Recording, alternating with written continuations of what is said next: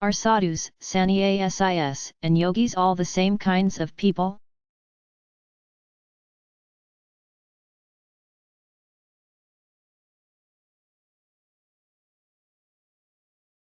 These three common terms refer to different specific religious roles or functions, any or all of which could be exemplified in a single person. They are often used synonymously, but there are important differences. A sadhu is a person of unerring trajectory or one who has achieved a goal by means of a regime of spiritual practices and disciplines called collectively sadhana. These methods encompass a whole range of external rituals, including fasting and other austerities, and forms of meditation, and often vary from one denomination or sect to another. Sadhus pursue a highly ascetic lifestyle, live on charitable donations, and are often entirely unconnected with specific social or religious institutions apart from the fact that sadhuhood has become virtually an institution in itself. Some sadhus are also sannyas, renunciants officially initiated into this spiritual status by a guru. Individuals may formally enter into the state of sannyasa for various reasons according to tradition. A spontaneous quest for spiritual liberation, a quest resulting from more deliberate immersion in religious studies. Withdrawal as a way to cope with great loss or sadness, or the realization that one's death is imminent. Formal initiation, also conferred on women in some orders, includes vows of poverty, chastity, and obedience for those who belong to monastic communities. Sadhus and sannyas may also engage in the disciplines of Raja and Hatha Yoga. But a yogi is not necessarily either a sadhu or a sannyasi.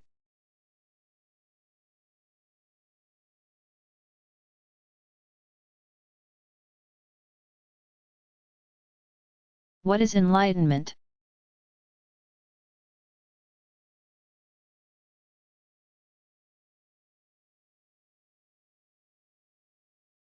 In Buddhist tradition, the term enlightenment means the simple, clear realization of the most basic truths about life. It presupposes the utmost attentiveness to whatever one is experiencing as one experiences it. And for that reason it sounds too simple and ordinary to be worth pursuing. But enlightenment begins and ends precisely with the simple and the ordinary. It is the realization that the headlong pursuit of pleasure, hedonism, and the dogged avoidance of pleasure, extreme asceticism, both yield the same results: suffering. Hope fuels the one, fear the other. Both are a flight from the real as it confronts every individual in the here and now. Enlightenment means grasping the fundamental realities summed up in Buddhism's Four Noble Truths. First, life is difficult. Look around. As the four passing sights taught Siddhartha, the human condition includes some hard, inescapable realities. This first truth is not as pessimistic as it might sound. It is the ultimate in realism. If human beings had the power to change the basic realities we experience, we would have done so long ago. But we can change the ways we respond to experience. Second, all that hardship and suffering comes from inappropriate attachment or grasping.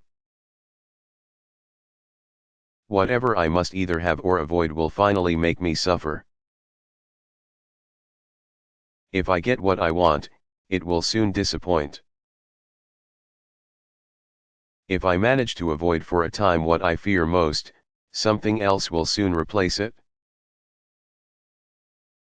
There is a solution in the third truth: to avoid suffering, avoid inappropriate craving. Under ordinary circumstances, no human being can stop craving altogether. The Buddha nearly killed himself with austerities before he realized the futility of such an approach.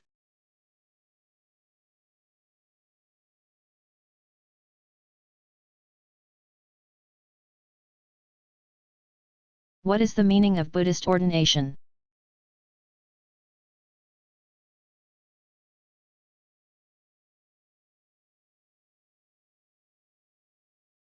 Ordination in the Buddhist tradition does not imply the same kind of conferral of spiritual power or authority that it does in many Christian denominations. A closer parallel would be the taking of religious vows. Young men and boys in many Buddhist denominations submit themselves for ordination to the monastic sangha under a variety of circumstances. In some cultures, boys as young as 7 can enter the monastery and receive the lower ordination, Parivraja, to the rank of novice in the order. Those who choose to stay and commit themselves to the monastic life permanently can receive the higher ordination, Upasampada, to full status of monk or bhikshu. Ordinations are often held at the start of the rain retreat, and it is not unusual for young ordinands to remain in the monastery only for one rainy season. Thai men sometimes still enter the monastery for a week or less after the death of a family member. In some areas, ordinations occur after rice harvest, since increased revenue makes for better celebrations. But the rituals can occur anytime outside of the rain retreat itself. Prospective ordinands petition the abbot of a local monastery, who might then allow them indirectly if they intend only a short stay. Those who propose to remain and take the full monastic ordination eventually go through a more elaborate ritual. They kneel before 10 monks and the abbot, ask permission to enter,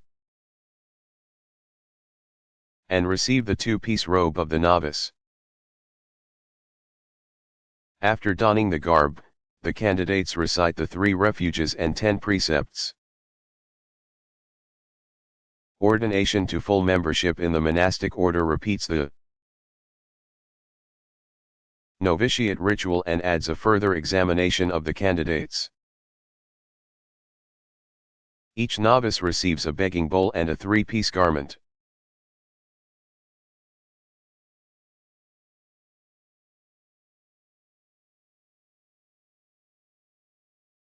What about animals or other natural objects?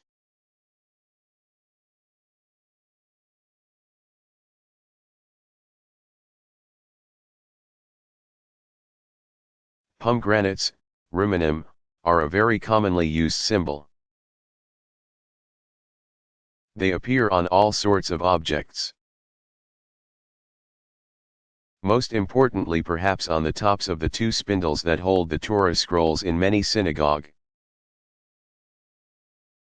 Bursting with countless seeds, the pomegranate is a reminder of the innumerable meanings one can find in the divinely revealed scripture. As this single fruit contains so many parts,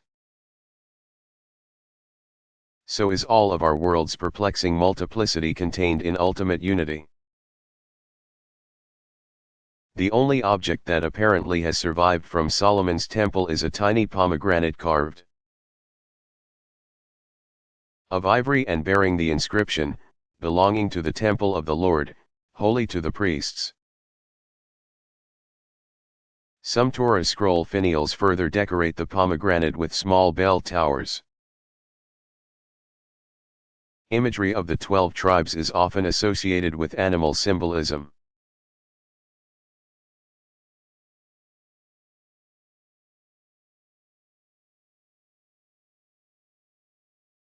What is the human ideal in Confucianism?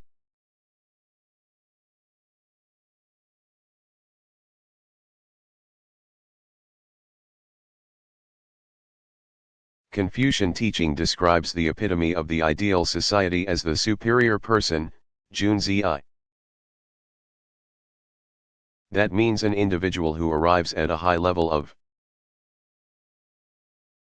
personal development through self-discipline and inquiry. The superior person values justice more highly than profit, and prefers to be quiet and serene rather than vulgar and ungenial. Cultivating a dignified manner, the superior person nevertheless avoids arrogance. Such a person looks first to his or her personal shortcomings rather than blaming others for their lack of understanding or appreciation. It is said that the way of the superior person is a lengthy journey that begins from right here. 5 constant virtues characterize the superior person: self-respect, generosity, sincerity, responsibility, and openness to others. Expanding on the earlier teaching of Confucius, Meng Zi taught that fully developed human life begins with 4 principles. Compassion leads to true humanity, shame leads to righteousness. Reverence and respect to propriety, and a sense of moral value to wisdom. Behind the notion of the superior person lies a deep-seated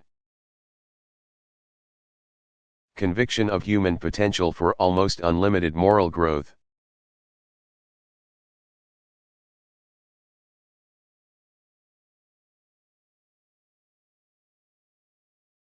Do adherents of Shinto believe in salvation in an afterlife?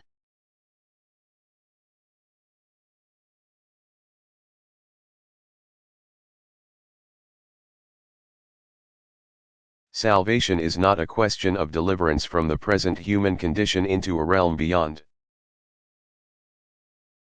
Shinto tradition teaches that the solution to the human predicament is just the reverse.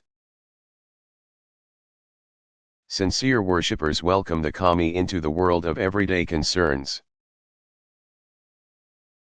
Salvation therefore means making the ordinary sacred so that life here and now becomes the best it can be. Ancient traditions tell of another world, a realm beyond this one, called the high plane of heaven, Takama no Hara. It is a happy state, heaven, aim, a spiritual land connected to earth by a wondrous bridge. That mythic realm overflows with life and fecundity, Tokoyo no Kuni. Devout worshippers invoke the kami down, recalling how they descended before time began to bring the sacred land and its people into existence. There is also a netherworld, a most unpleasant state called the land of darkness, Yomi no Kuni. Ruled by death, that land is filled with wretched pollution and impurity. To that land worshippers dispatch troublesome spirits and hope their prayers and attentiveness to the rites of ancestor veneration will keep the negative forces at bay.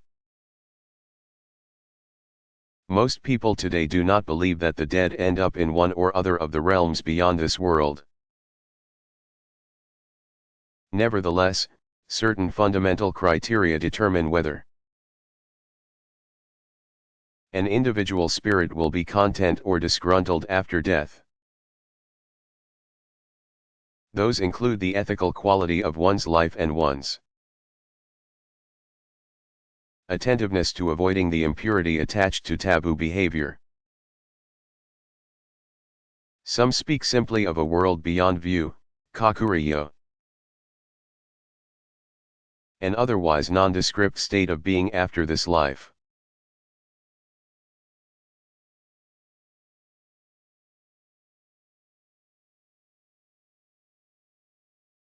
What is Neo-Daoism?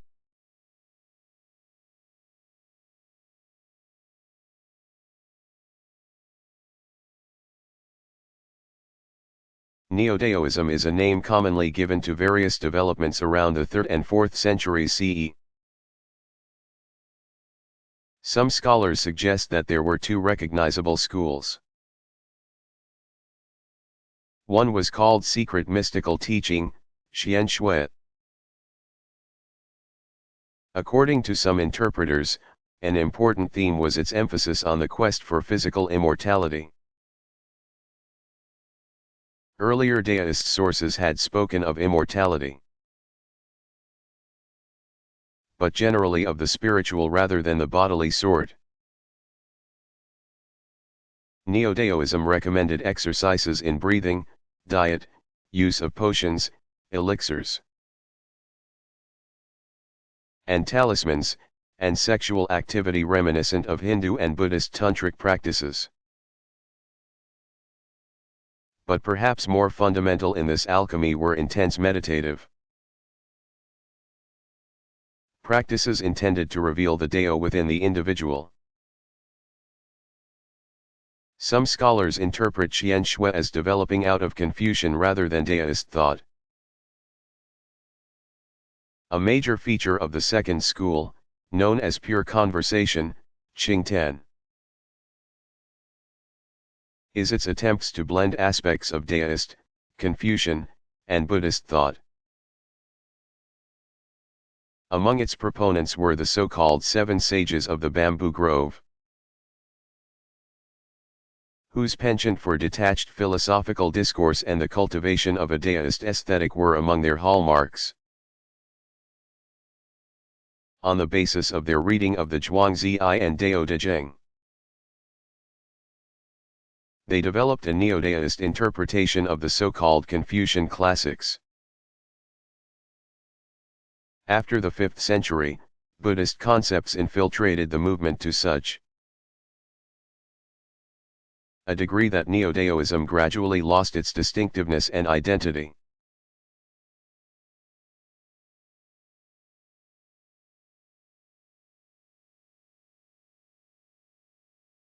What kind of religious calendar do Buddhists observe?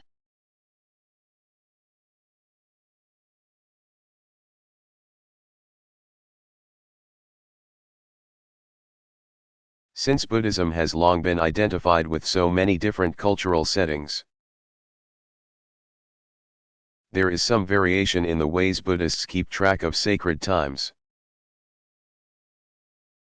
The basic religious calendar remains tied, at least nominally, to the ancient Hindu combination of lunar and solar reckoning.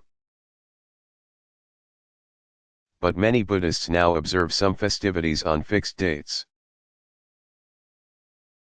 The earliest Buddhists apparently did not concern themselves with marking special occurrences on their calendar.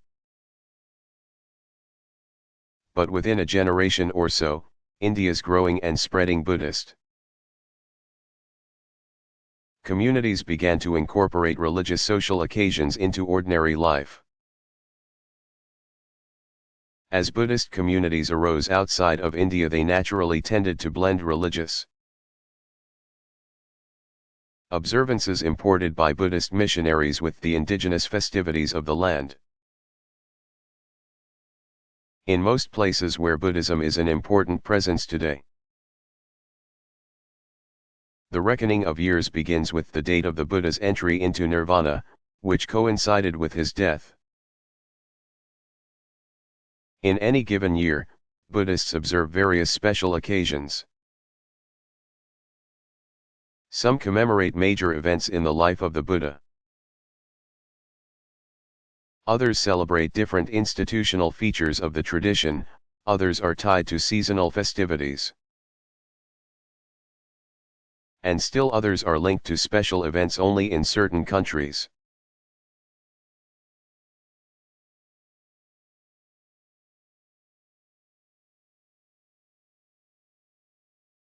Who were the Essenes?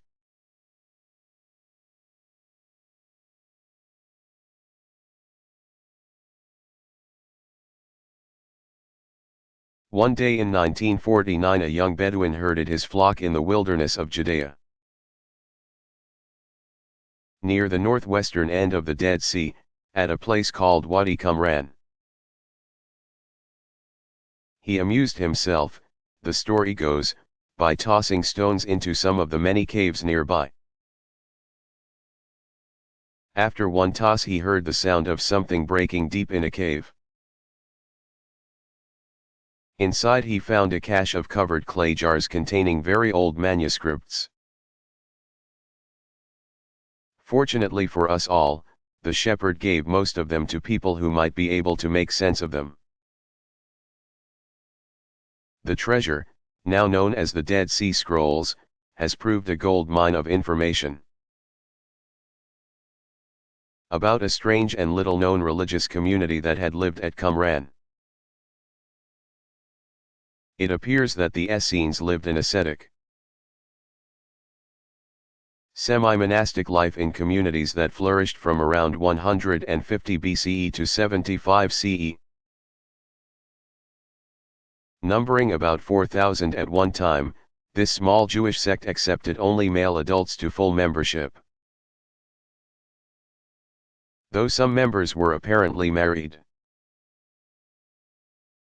The Essenes are perhaps the closest analogy to a form of monastic life in the Jewish tradition. As Jews they studied Torah and observed strict purity in ritual practice, but did not participate in temple worship in Jerusalem. Belief in immortality of the soul and the eventual resurrection of the body were central to their theology.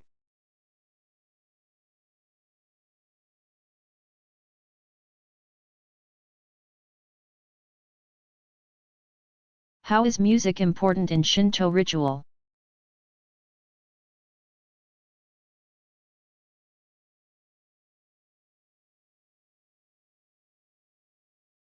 Gagaku, refined music, is ancient courtly music originating in China as early as the Han Dynasty and cultivated by the Japanese in Heian imperial circles.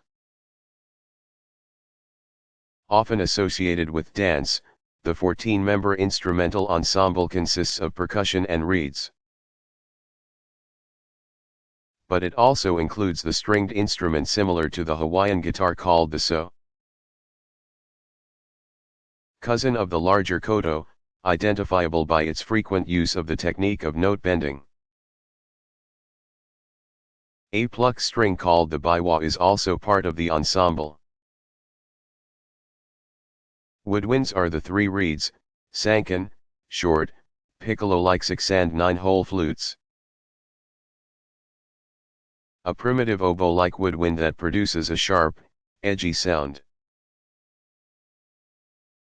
And a cluster of 17 bamboo pipes called the sho that is in fact a tiny pipe organ for the mouth. Slow stately rhythms beat out by the percussion underlie the haunting, almost plaintive sounds of the high-pitched reeds. Few sounds are a more apt musical communication of the sense of solemnity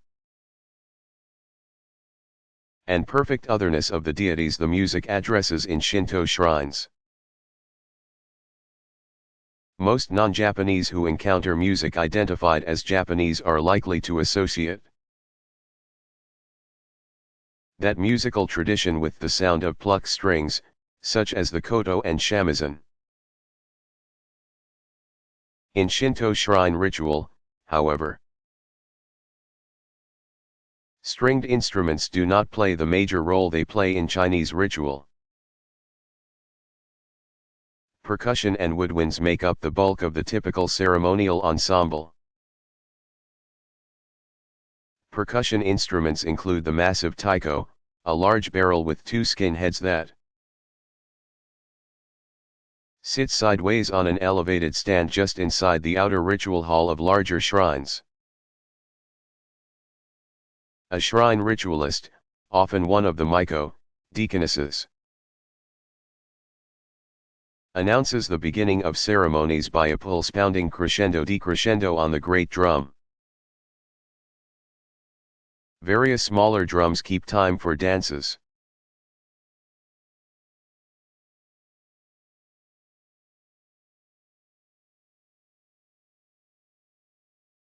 Do Hindus consider pilgrimage important?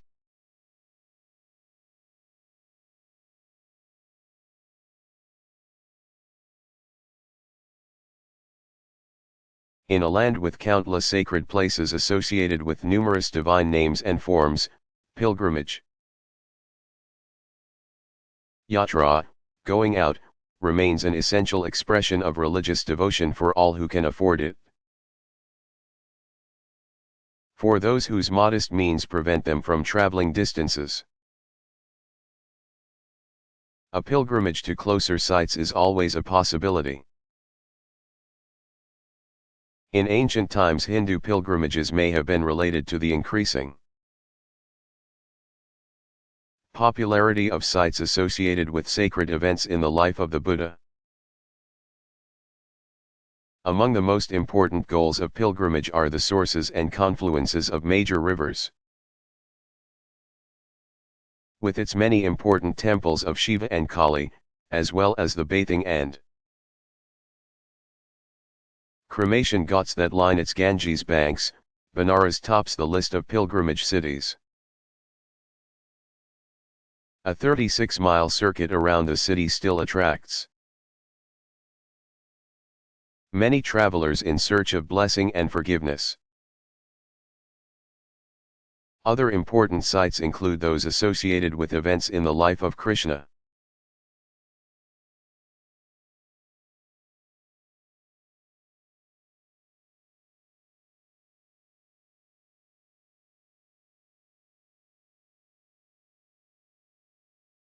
How have Confucianism and literati traditions interacted?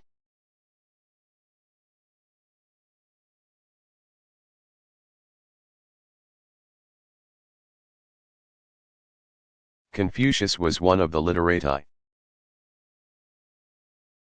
But he and the movement that bears his name have also had a life of their own.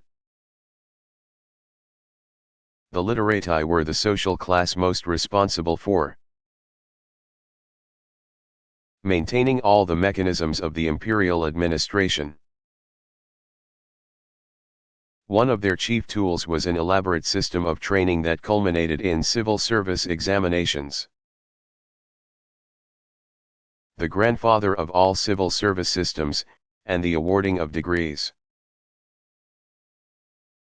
When the imperial examination system was abolished in 1905 in favor of more modern educational methods,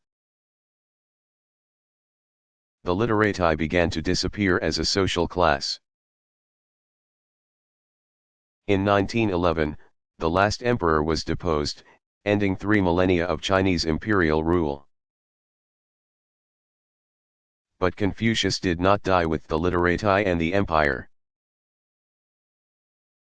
For over the centuries he had become an integral part of Chinese culture.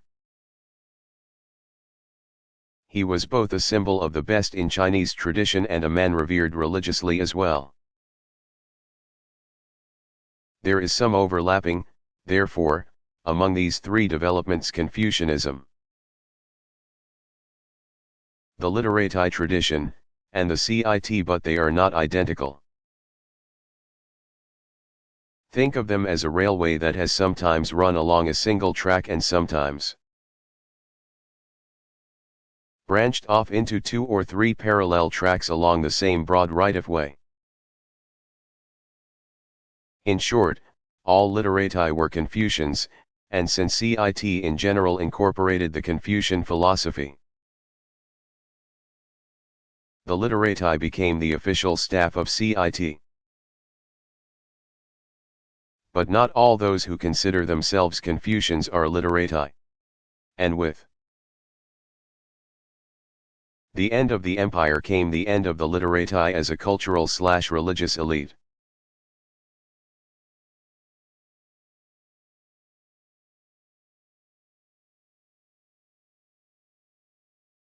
Have there been important Jewish mystics?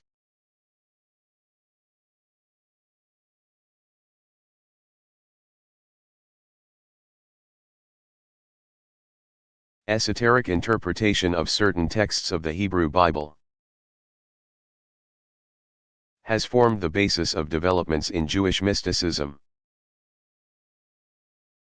Visionary accounts in which the prophet Ezekiel, for example, described seeing four wheels in the sky led to what is called Merkava, chariot or throne, mysticism. The Sefer Yetzirah, Book of Creation, an ancient cosmological treatise, eventually exercised great influence on mystical thinking. Traditional accounts trace the origins of mystical interpretation to 12th century Europe. They're the originally Italian Colonimus family. Transplanted to the Rhine Valley in Germany, became the nucleus of important developments. Samuel the Pious and son Judah began an important movement of Hasidic spirituality at Speyer, as did Eliezer ben Judah, d. 1228, at Worms.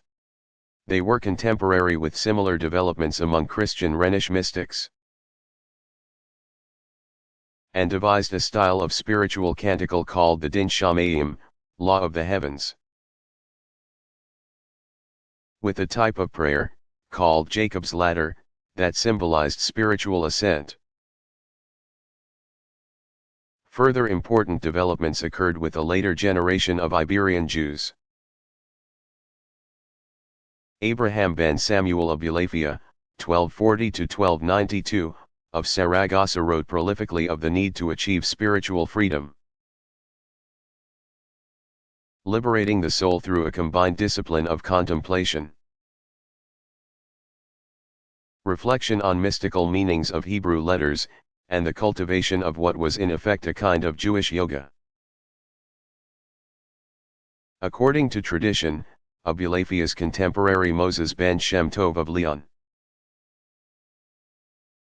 1240–1305, composed perhaps the single most influential mystical text, the Zohar, Book of Splendor. Based on a theory of emanation, the Zohar teaches that the divine presence becomes manifest in the material world through a series of 10 sephirot or spheres that symbolize the increasingly tangible presence of divine energy, the Shekinah. As a movement, Jewish mysticism generally goes by the name Kabbalah, reception. It was revived in the 16th century in Israel by Solomon Alcabez, 1505–84, and Isaac Luria, 1534–73.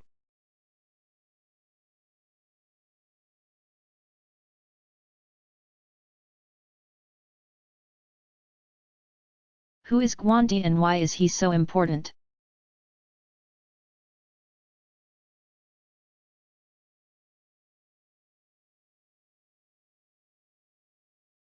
Like the Jade Emperor, Gwandi, also known as Gwangong, claims a place in both Daoist and CCT pantheons. He has the additional distinction of ranking high in the upper echelons of the imperial cult, and through that channel connects with Confucian tradition as well. Gwandi was originally a military man of the 3rd century, named Guan Yu, who was executed after enemies of the Han dynasty captured him in battle. The court funded temples in his honor and publicized his cause. Meanwhile, the newly deified Gwandi was gaining popularity among practitioners of CCT as a refuge from problems as diverse as illness, bad weather, and failing business. The ever-ready all-purpose deity thus rose to such prominence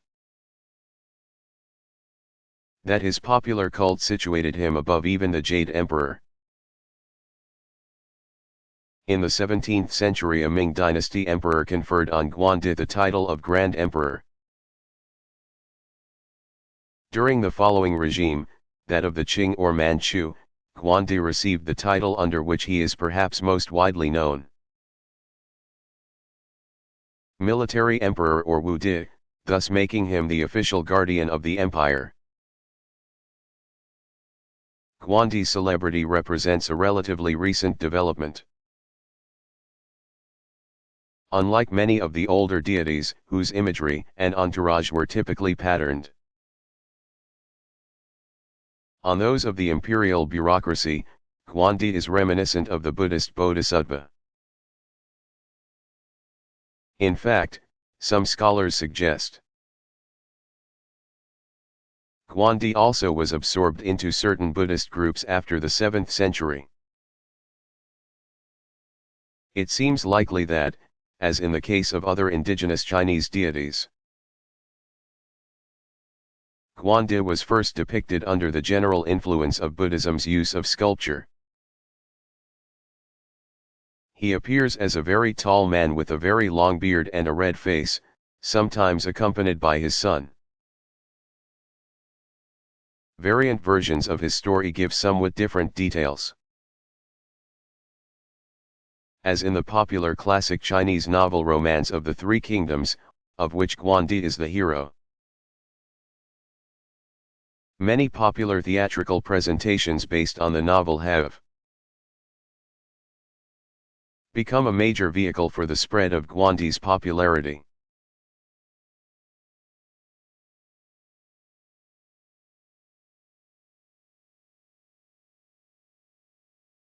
Have there been important Hindu mystics?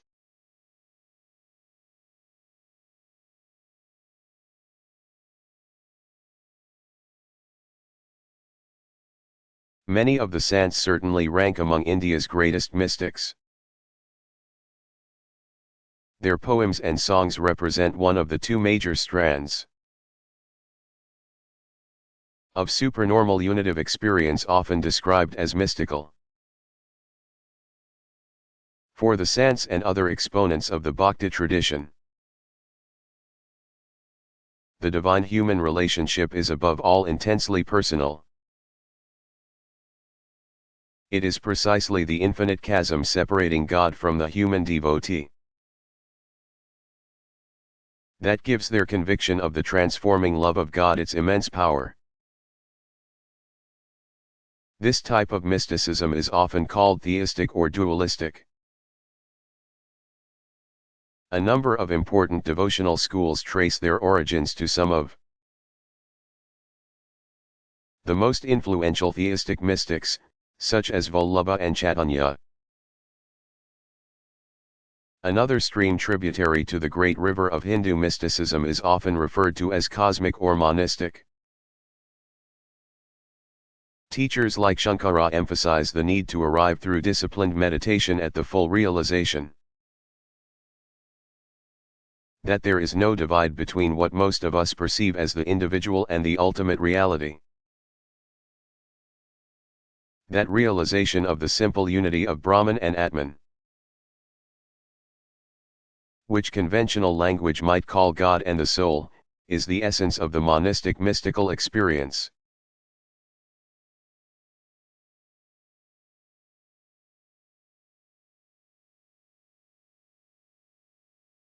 How did Buddhism become important in China, Korea, and Japan?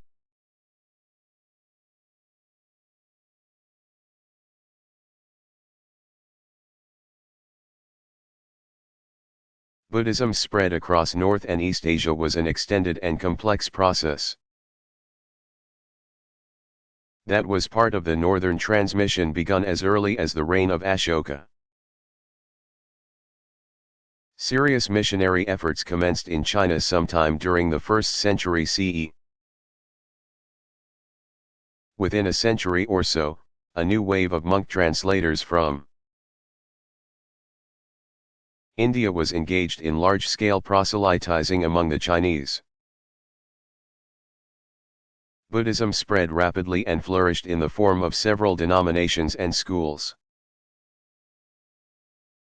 Some estimate that over half the population had accepted the new tradition by around 450 CE. A major persecution in 845 under a deist emperor did serious damage to all but the Pure Land and Chen, Zen, lineages. A Chinese missionary monk introduced Buddhism to Korea around the late 4th century. By the mid-6th century, Buddhism enjoyed royal patronage and spread throughout the Korean peninsula. In about 552 the Korean monarch sent the Japanese emperor as a gift, an image of the Buddha and some sacred texts. The new faith soon found itself welcome, and adapted rapidly in the land of the rising sun. Monks from China and Korea continued to bring the teachings of various denominations to Japan during the 7th and 8th centuries. Those schools proved attractive to relatively small numbers of people. So during the early 9th century, 3 Japanese monks who had been studying in China brought back simpler teachings with greater popular appeal. Several schools based on Pure Land teaching enjoyed considerable success over the next 300 years. Then a new wave of Buddhist growth and development washed over Japan in the late 12th and early 13th centuries. Honen, 1133 to 1212, established the Pure Land School as a distinct denomination. And 2 Japanese monks founded the main branches of Zen Buddhism.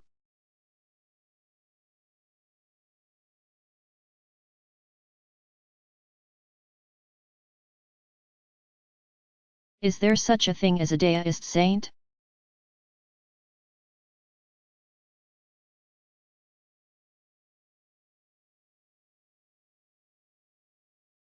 Perhaps the closest thing in Daoism to what many people mean by saint is the ideal of human development called the sage, Zhenren. Unlike ordinary people, the sage keeps his knowledge hidden. Because there is no need to impress or persuade others. A sage is thus like the silent, unobtrusive Dao. Neither does the sage labor over the right course of action. For love is squandered when spent on specific deeds rather than lavished equally on all. The sage understands that failing to yield is not to be confused with courage. The sage knows how to give without being emptied, how to take in without being filled. Completely in harmony with nature, the sage acts without intent, learns without studying intently. Chinese religious traditions often have elevated otherwise ordinary human beings to a status above the merely human.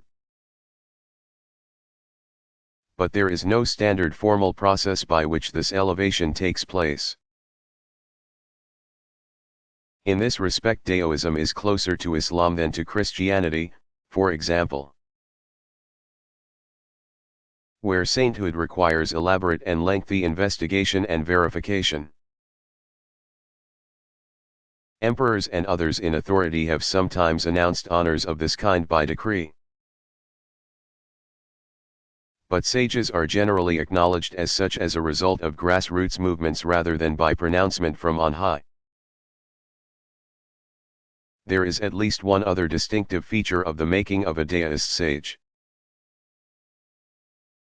whereas saints in some other traditions arrive at a level of spiritual perfection as a result of divine grace. The deist sage is a product of self-help.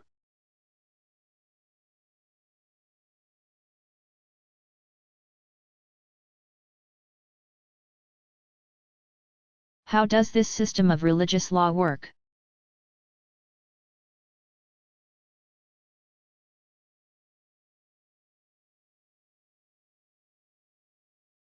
Some legal specialists rise to greater prominence because of their erudition, earning the title mujtahid. Pronounced mujtahid, one who exercises independent investigation of the sacred sources. In Sunni tradition, the door of independent investigation closed by the year 900. Making further bold scholarship of this level unnecessary. According to that classical view, the founders of the four major Sunni schools of legal theory were the last mujtahids. But in Shi'i tradition, the highest-ranking ayatollahs continue to exercise the authority of mujtahids. In both traditions, it is up to scholars to offer rulings on controversial or contemporary issues. If a new ethical and legal question arises, a question of artificial life support or some other thorny biomedical matter. For example, a legal scholar would search the relevant sources to determine whether the Quran or Hadith might shed light on the precise issue at hand. If the scholar found only vague parallels that offer insufficient evidence to make a firm ruling on the new problem, he would then study further to see whether in the actual practice of Muslim communities there was an approach that might solve the problem. If the problem is too new to have any kind of useful history, the scholar might appeal to reasoning by analogy, looking for a link between ancient sources and practice and the new problem. Ancient sources may say nothing about artificial life support,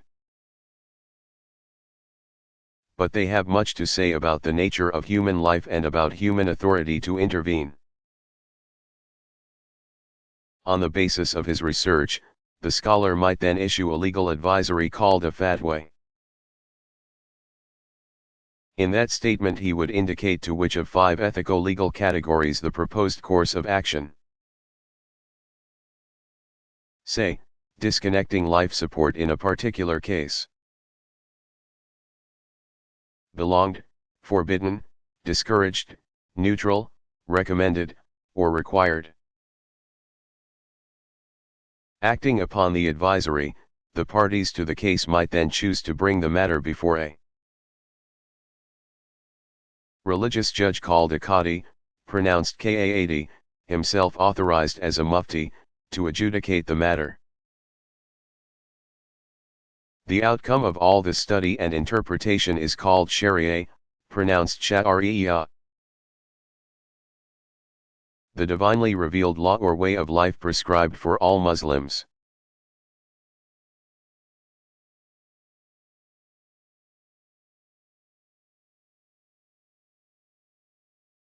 How can a man conceal his character?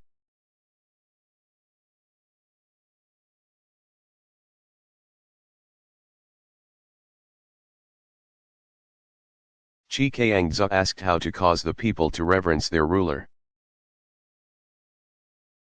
to be faithful to him, and to go on to nerve themselves to virtue. The master said, "Let him preside over them with gravity, then they will reverence to him. Let him be filial and kind to all, then they will be faithful to him. Let him advance the good and teach the incompetent, then they will eagerly seek to be virtuous."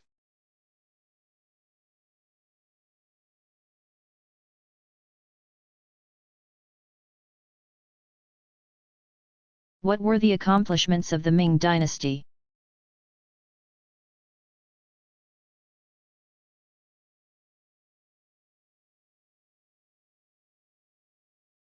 The focus on Chinese culture that was the hallmark of the Ming dynasty. 1368 to 1644 CE, was both its strength and its weakness. After the foreign Mongols, whose dynasty had been established by Kublai Khan in 1260, were overthrown as rulers of China in 1368. The Ming emperors returned their and their subjects' attention to those things that are distinctively Chinese. The focus on Chinese culture produced a brilliant flowering in the arts, evidenced by the name Ming itself meaning bright or brilliant. It was architects working during this period who produced the splendor of Beijing's Forbidden City. And though the Ming rulers promoted this artistic renaissance and reinstated Confucianism and the program of civil service suspended by the Mongols, the rulers' myopia prevented them from seeing the threat of the nomadic Manchu people. In 1644, the Manchus invaded from the north and conquered China, setting up the last dynastic period in Chinese history. It lasted until 1912.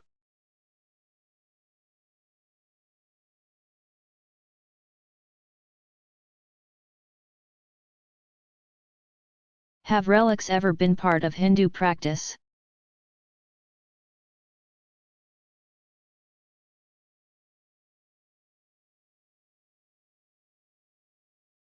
Concern over the sacred remnants of human embodiments of holiness, often called relics, does not play as important a role in Hindu tradition as in, say, Christianity or Buddhism. One reason is that Hindu myth describes the whole earth as sacred. All of creation is itself the body of God. With that kind of pervasive sense of holiness, reminders of the holiness of individual human beings are hardly necessary. Even so, Hindu popular devotional practice displays an ample array of concrete symbols that function much the way relics do in other traditions. One fine example is the use of sacred footprints called petukas. Footprints of Vishnu often appear in paintings, small items of jewelry, and metal stamps with which devotees can apply inked impressions of the deity's 2 feet. Especially sacred are the feet and sandals of one's guru. Devotees sometimes gather to collect the water and other materials used to bathe either the Holy One's feet, or, in his absence, an image of his feet called the Sri Petuka. Devotees often convey the petukas of famous saints on wagons in procession. As they sing of their desire to be at sacred feet of the Holy One.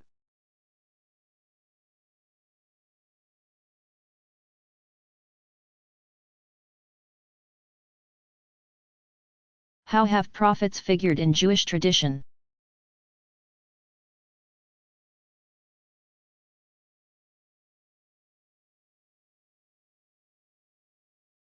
Even in the Torah we find references to Abraham and Moses as prophets. And Moses is told that his brother Aaron will be his prophet when they confront Pharaoh. In those texts the term appears to be a still rather generic indicator of one who speaks for another rather than a reference to a figure of official or institutional status. Prophetic figures continue to appear during the days of the judges. Deborah is a prophetess, according to Judges 4:4, and Judges 6:8 says God sent an otherwise unnamed prophet to the people of Israel with a divine message. Prophets as an institutional class rose to prominence in connection with the monarchy. Samuel, called as a youth to special religious service, was both the last of the judges and a prototype of the court prophet. He served as critic and spiritual guide to King Saul, as the prophet Nathan would later be for David. Elijah and his successor Elisha are perhaps the most famous of the itinerant prophets of the early monarchical years, best known for the wonders they worked. But it is the writing prophets, beginning with Amos, Hosea, Isaiah, and Jeremiah, who seem to exemplify the quintessence of Jewish prophetic office. They left amazing records both of their experience of the prophetic vocation and of the content of the message they believed God commissioned them to deliver. Prophets are, in short, a constant presence in the biblical record. Post-biblical Jewish tradition generally assumes that the age of prophecy is over for good.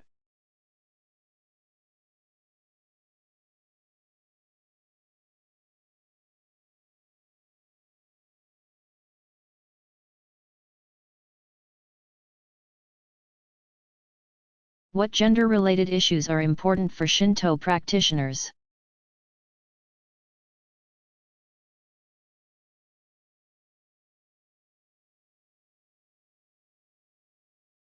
Shinto priests, and priestesses, have almost always been married people with families. Ongoing social taboo still prohibits menstruating women from participating as official ministers in ritual activities. Contemporary custom, however, has in all likelihood loosened such restrictions. It is safe to say that in general women have historically had greater direct participation in many Shinto shrine rituals than they do presently. Only unmarried young women are eligible for the office of Miko in shrines, and typically have access to the positions hereditarily, as a result of their family's priestly traditions.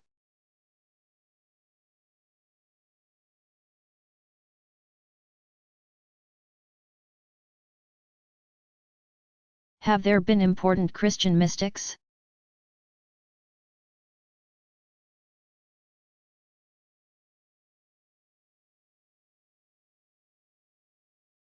Since late antiquity, many Christian men and women have been known for their profound experiential insight into the divine mystery.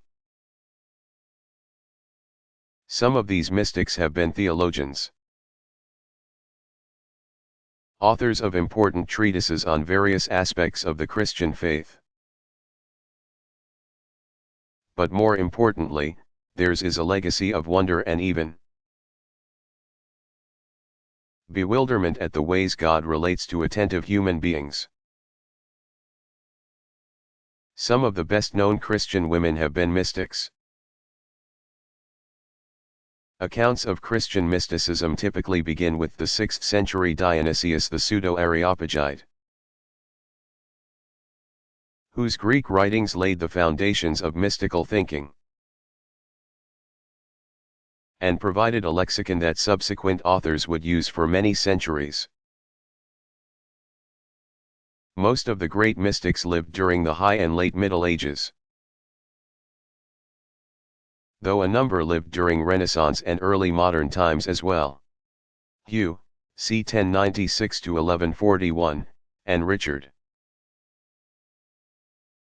d. 1173, of Saint Victor, leaders of the Victorine school of Paris, believed that creation manifested the mind of God and was thus the beginning of a path to contemplation. Hildegard of Bingen, 1098–1179, was a visionary Benedictine nun whose extensive writings and musical compositions have enjoyed remarkable popularity of late. Thanks to fine new translations and CD recordings. Mechtild of Magdeburg, c. 1210-80, a member of a lay sisterhood called the Beguines, recorded her revelatory visions of the Sacred Heart of Jesus, as did her younger contemporary Gertrude, 1256-1302. Meister Eckhart, c. 1260-1327. Was a German Dominican whose teaching on divine human intimacy evoked accusations of pantheism and heresy. His spiritual descendants Henry Suso, c. 1295-1366, and Johann Tauler, c. 1300-61, sought to clarify Eckhart by connecting him to the officially acceptable thought of Thomas Aquinas, d. 1274. Other famous mystics, far too numerous to mention individually even briefly, included Catherine of Siena, c. 1340-80, Jan van Ruysbroek, 1293-1381, Juliana of Norwich, c. 1342-1413, Ignatius Loyola, 1491-1556, Teresa of Avila, 1515-82, and John of the Cross, 1542-91.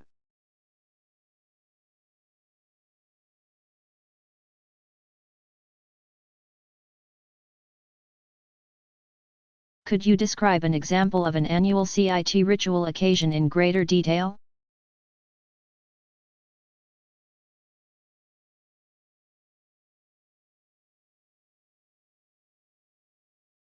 At the Temple of Heaven in Beijing, a major event occurred at the winter solstice.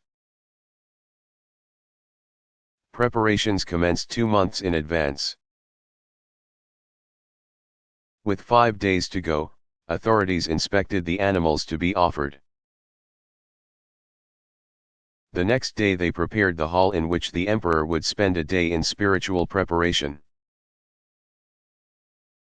And the day after that the emperor began his abstinence. A procession made its way from the Forbidden City to the temple. Commoners taking care not to look at the royal person as he passed by. The emperor spent that day and night in the so-called Hall of Abstinence, a large complex to the west of the main north-south axis and about halfway between the altar of heaven to the south and the hall of harvest prayer at the north of the compound. He bathed ritually and fasted for a day. Later emperors often prepared in the Forbidden City itself. 2 days before the solstice, ritualists made final preparation of all ceremonial objects for the emperor's review. The day before the solstice, the emperor left the Hall of Abstinence and proceeded to the altar of heaven to honor Shangdi and his own royal forebears with incense and bowing, and then returned the Hall of Abstinence. Early the next day, he began a 9-part ceremony at the round altar of heaven, where his ancestors' spirit tablets were arrayed. Animals were sacrificed and he paid obeisance to the ancestors. Offerings included silk and jade as well as the sacrificial meats. To music and dancing, he presented wine to Shangdi and the spirits in the first of 3 such offerings. After the emperor bade the sacred presences farewell, he withdrew to an observation dais, while officials consigned the offerings to a furnace. The ceremonies ended with the emperor exiting by the south gate and returning to the Forbidden City.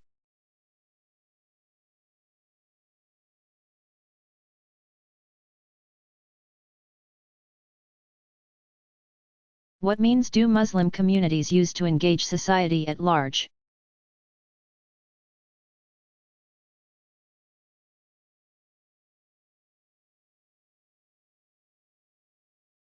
In addition to the various forms of charitable giving, an important traditional device within Islamic law has had an enormous impact on life in many Islamic communities throughout history.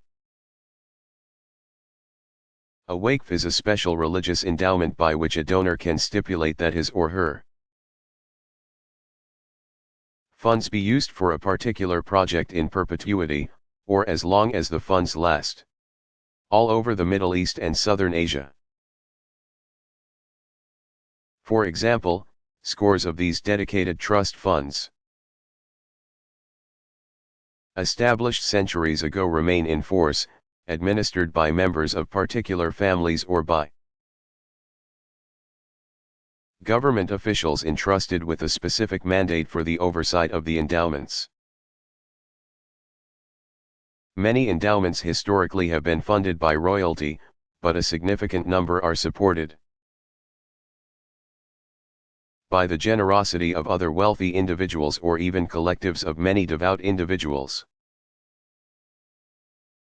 Trusts remain an important matter today, and many Muslims are devising other ways in which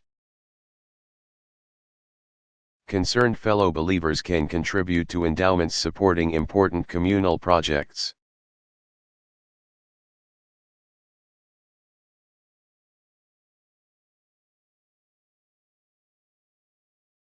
What is Confucianism and who were the literati?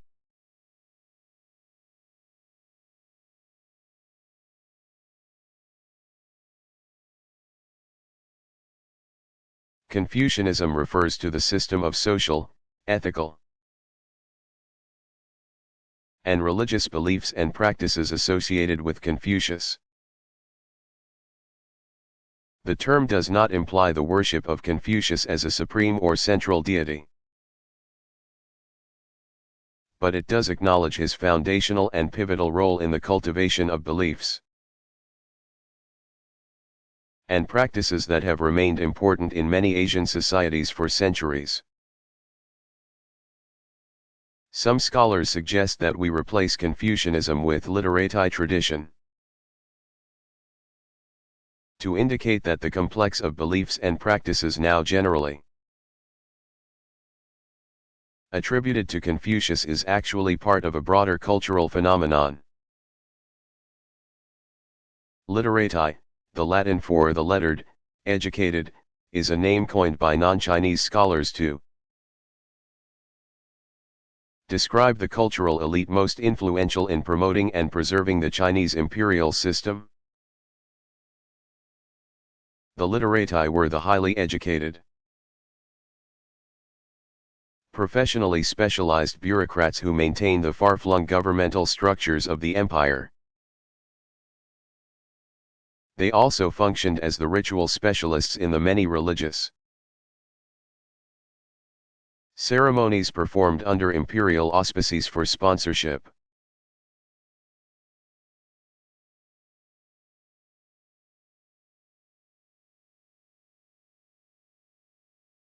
Are dreams and visions important in Confucianism and CIT?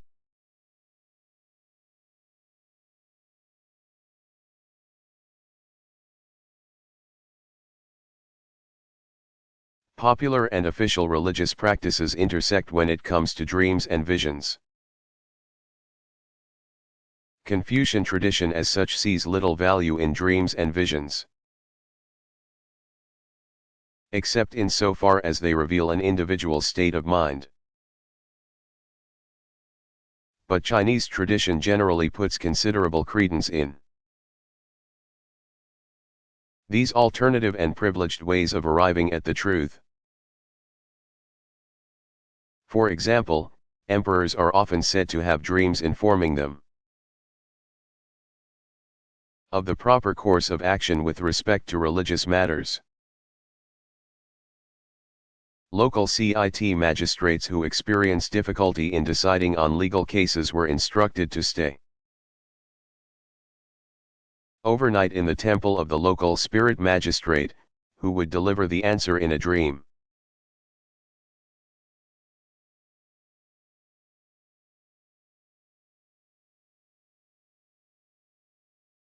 What does the term revelation mean in Jewish tradition?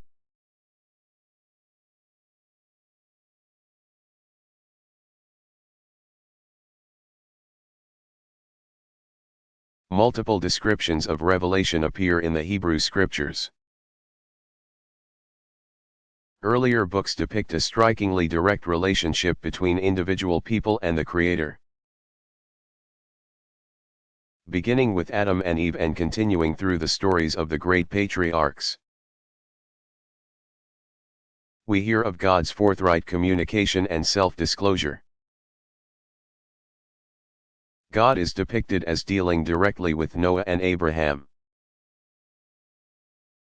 Moses' encounter with the divine presence at the burning bush and on Mt. Sinai are definitive events in the unfolding revelation. The tone and manner of revelation changes somewhat in the historical chronicles of the various kings.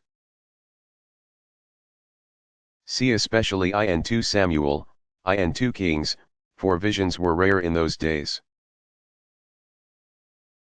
The sources suggest that God now reveals less through fantastic events and more through the agency of prophets sent to deliver a message, beginning with the court prophets of the early monarchy. Now the prophets hear the divine word not in storm or earthquake or fire, but in a still small voice, I Kings 19:9-12. When the great writing prophets, such as Isaiah and Jeremiah, deliver the message, they simply preface it with the words, "Thus says the Lord." Even there, God appears as one who speaks clearly and intimately with select individuals. The Hebrew scriptures are as rich in this kind of imagery as any sacred text on earth. But the most important issue here is not the imagery with which the Scripture describes divine self-disclosure, but the content of the message. Revelation runs the gamut from sanction to solace, from unquenchable wrath to unfathomable mercy.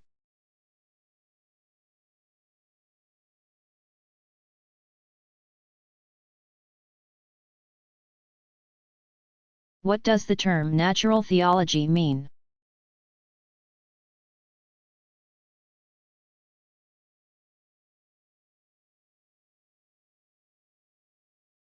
Natural theology, sometimes referred to as theodicy, the study of divine justice theodike, is actually a branch of the philosophy of religion. It is called natural to indicate that reason, not revelation, or some other mode of divine communication, is the source of the truths it can discover. This discipline's subject is the nature of the divine being as expressed in what are believed to be the effects of the deity's power in the world. It presupposes, in other words, that human beings can begin with the world as they know it and proceed to some knowledge of the one whose work they believe it to be. Questions about whether God is subject to change, or how a just deity could allow the existence of pervasive evil and suffering in the world, are an important part of the discipline. Natural theology also explores such aspects of the human soul as its ethical freedom and immortality. Forms of natural theology occur in a variety of religious traditions but appear more highly developed in connection with European philosophical traditions.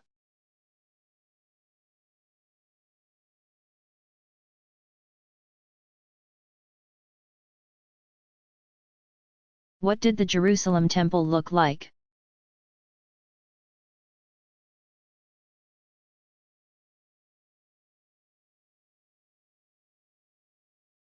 Solomon built the first temple around 950 BCE. After that was destroyed in 587/6 BCE, it was replaced by the second temple in about 516 BCE. That in turn was modified many times over the subsequent 5 centuries, most recently by King Herod. Though the second temple was destroyed in 70 CE, parts of Herod's construction are still visible as the western, so-called Wailing, Wall. Biblical accounts offer detailed descriptions of various components of the temple. Filling in some of the information archaeology has yet to unearth.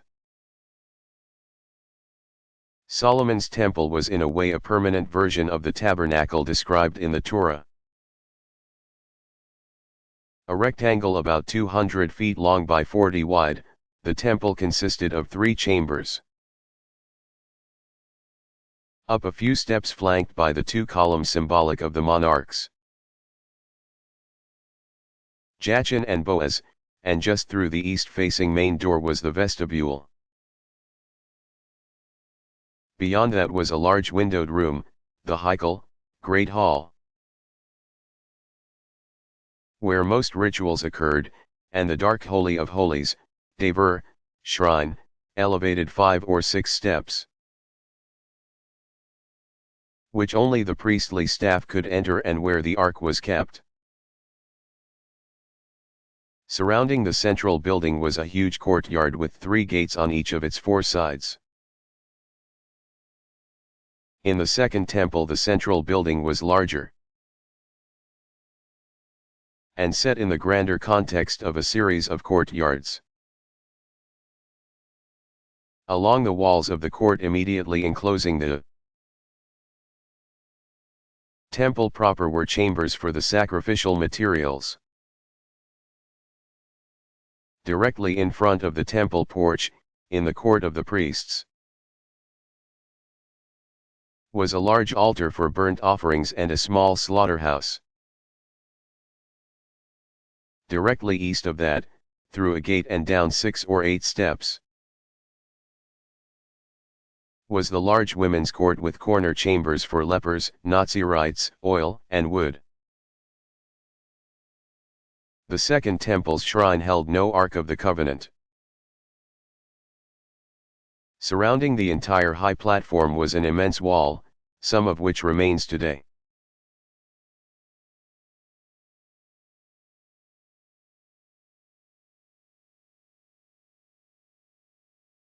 Are there any Shinto divination rituals?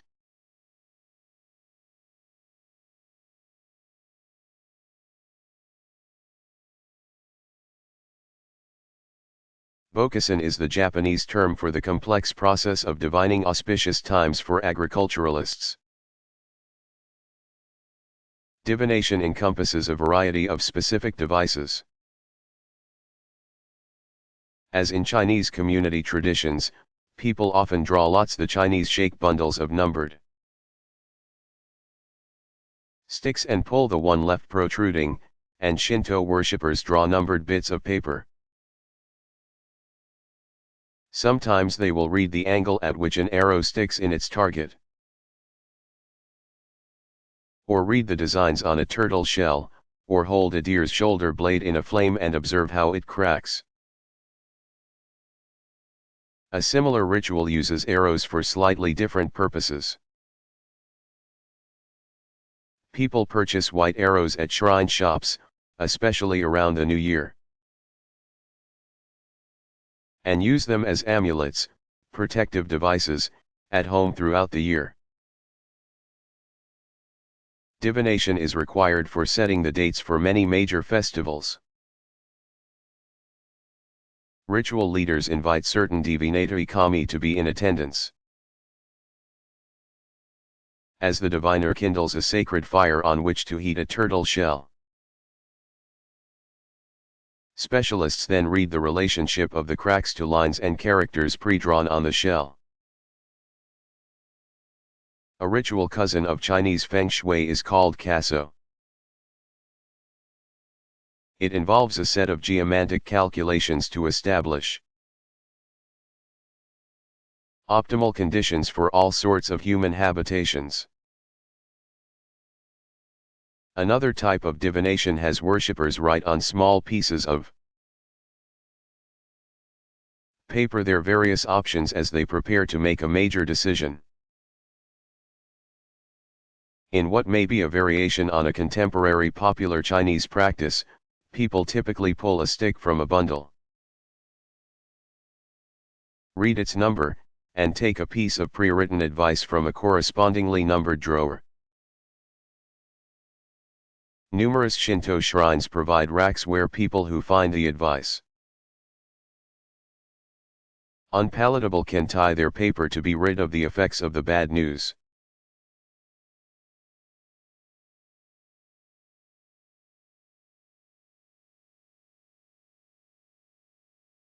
Is sacrifice important in Christian ritual?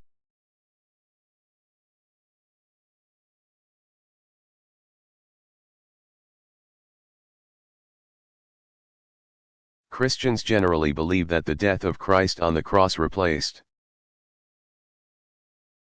the ancient Jewish ritual of animal sacrifice once integral to temple worship. The whole burnt offering known as the Holocaust was offered in atonement for sins. But Christ's death has redeemed humankind once and for all. Christians often speak of the Eucharist, divine liturgy, or Mass as an unbloody sacrifice, in which worshippers reenact symbolically Jesus' cosmically efficacious offering of himself.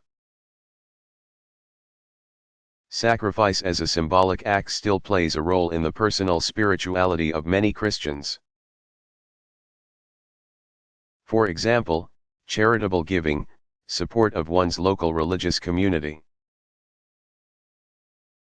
and doing without food or other pleasures for a time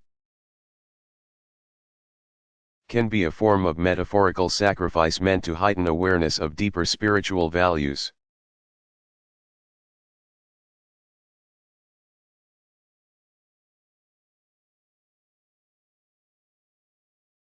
How do Muslims celebrate birth?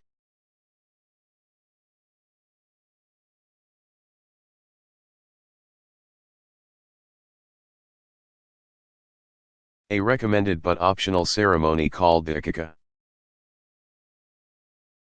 pronounced Aqiqah, occurs when a baby is 7 days old.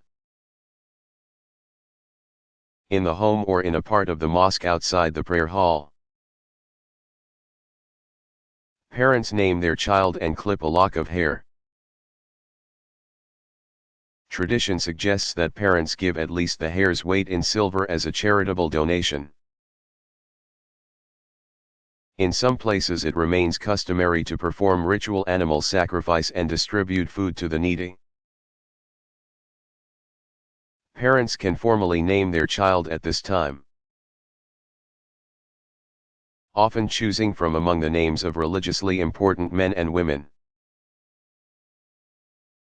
Sometimes also the baby's father will whisper the call to prayer, adhan, pronounced athaan, in the infant's right ear, and the invitation to begin the prayer, iqama, pronounced iqama, in the left. Some Muslims choose to practice a rite of circumcision on infant boys, though some prefer to postpone the practice until puberty. Depending on circumstances, some kind of reception may follow the rituals.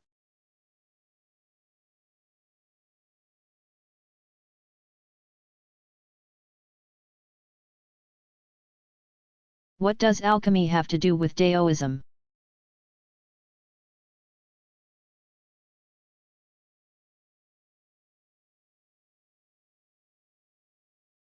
A complex system of practices known as outer, Nei-Dan, and inner, Wei-Dan. Alchemy developed for the purpose of allowing practitioners to achieve earthly longevity and perhaps complete immortality. while the outer form works with chemicals and other substances. The inner form focuses on cultivation of the divine within each person by a variety of techniques. The goal is to transform all three of the individual vital forces into the pure spirit called Shen. Daoist alchemy consists of countless intricate formulas and recipes involving cinnabar, jade, and gold. Initiates must virtually soak enough of these elements into their systems to render the body indestructible. A method called gold cinnabar Daoism spells out the details of a technique shared by various schools of alchemy. A regimen of physical exercises called Qigong, now even more popular than Tai Chi Chuan, is historically related to classical Daoist inner alchemy. Requirements such as the consumption of specific numbers of potions and pills on devilishly difficult schedules make the goal all but impossible to reach. But if the pharmaceutical demands were not enough, there is an even more elusive ethical component. For example, a person who desires immortality must perform an uninterrupted chain of charitable acts. 1200 according to one ancient source. One stumble invalidates the process and requires a fresh start.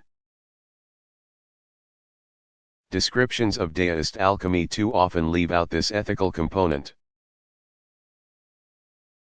A feature that says more about the underlying spirit of the quest than any mere list of chemicals can begin to suggest.